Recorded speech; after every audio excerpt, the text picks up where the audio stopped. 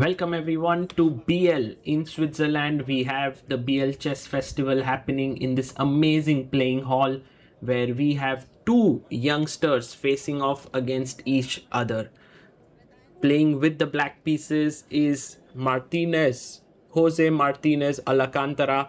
He is one of the top players of South America, originally from Peru, now representing Mexico, and his opponent Yagiz Kaan Erdogmus, the youngster from Turkey, who has been the youngest 2700 ever in the history of chess, is kind of stabilizing himself as a 2700 plus player in the world of chess. We have the guest of honor making the first move, pawn to e4. Is that what Yagiz Kaan Erdogmus wants to play? Let's see. Handshake here, 2 hours for each side. Pawn to e4 played here.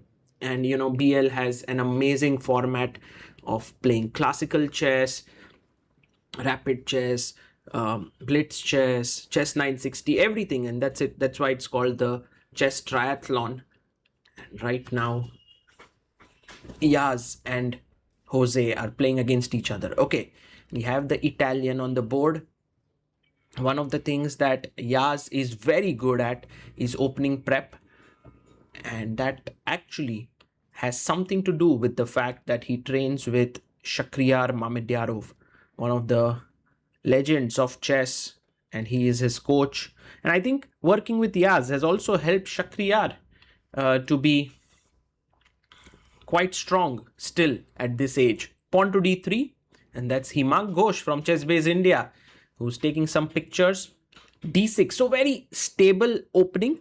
White has this typical setup where you have a pawn on c3, so the knight is not here. White castles, black has a knight here, which is often misplaced because it can't move to these squares.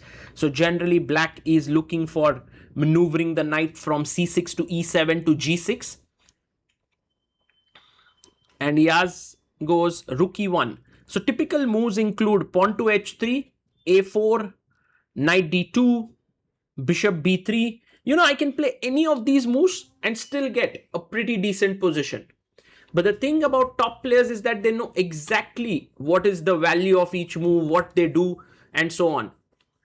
h3. You can see Yaz moving pretty quickly. He has taken 8 minutes until now. Meanwhile, Jose also very quick, just 4 minutes on the clock. And for this move, he's taken 8 minutes. He goes bishop b6. I generally prefer pushing a6 and then putting the bishop on a7. But bishop b6 is not a bad move at all. And now Yaz brings his knight to d2.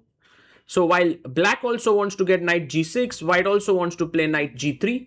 Black's ideas could also revolve around rook e8 and bishop e6. But he plays this idea which we've been talking about since some time, knight e7.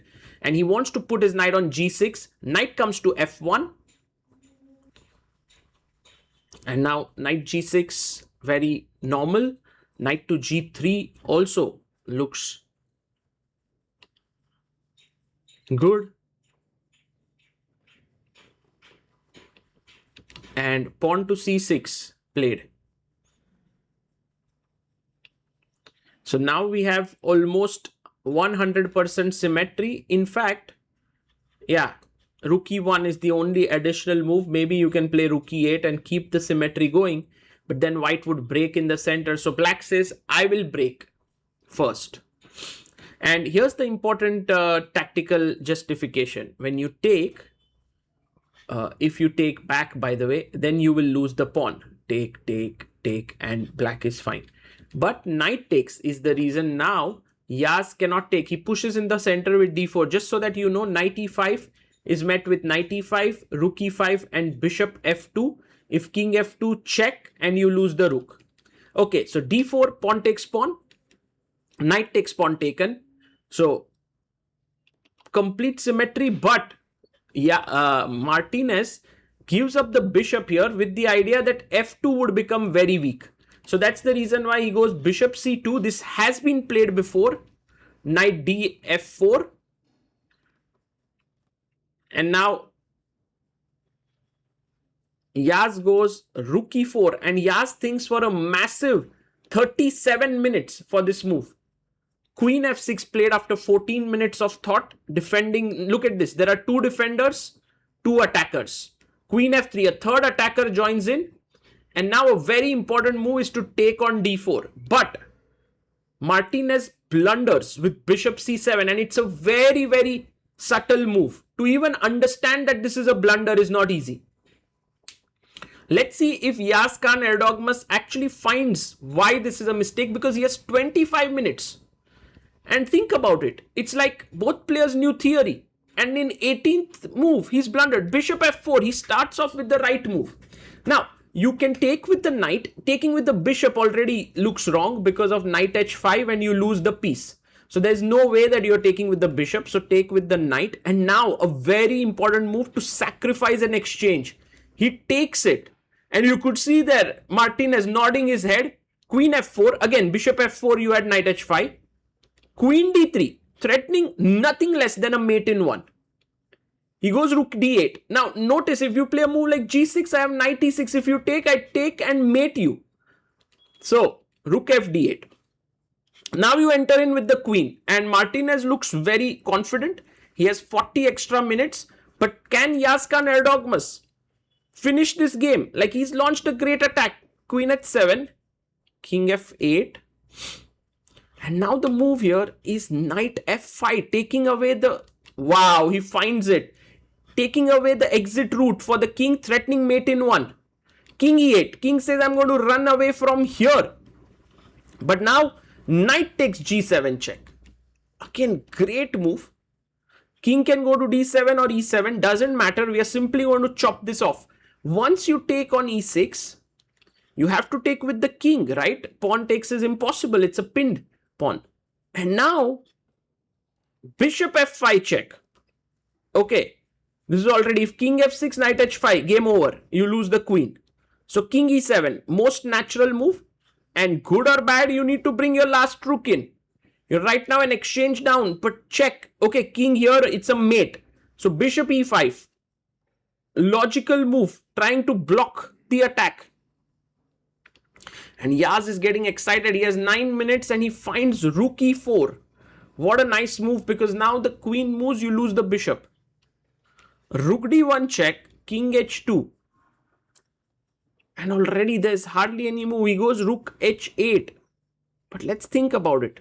Rook h8, I can take on f4. You take on h7 and I come back to e4. And now your bishop is hanging and also your rook is hanging. So instead of being an exchange up, you will end up being down a rook for 2 pieces, and also white has an extra pawn. So that means white is 2 pawns up. And now with king f6, you can simply go rook a5, or you can play pawn to f4. And this would be a completely crushing win. Martinez resigns. Yagiz Kaan Erdogmus has played a brilliant game. In 33 moves, has beaten his opponent, who is 2650 rated. And look at Martinez. He is such a sport. He acknowledged his opponent's amazing play. This is one moment which I thought is instructive. Rook e1. If the king goes to d6 instead of, bishop e5, then queen takes f7 is never going to let this king run away. And in case, it's actually not so complicated in terms of variations, because this was kind of forced. You have to find knight d5. It's about finding the moves. Once you spot them, it all looks simple and straightforward.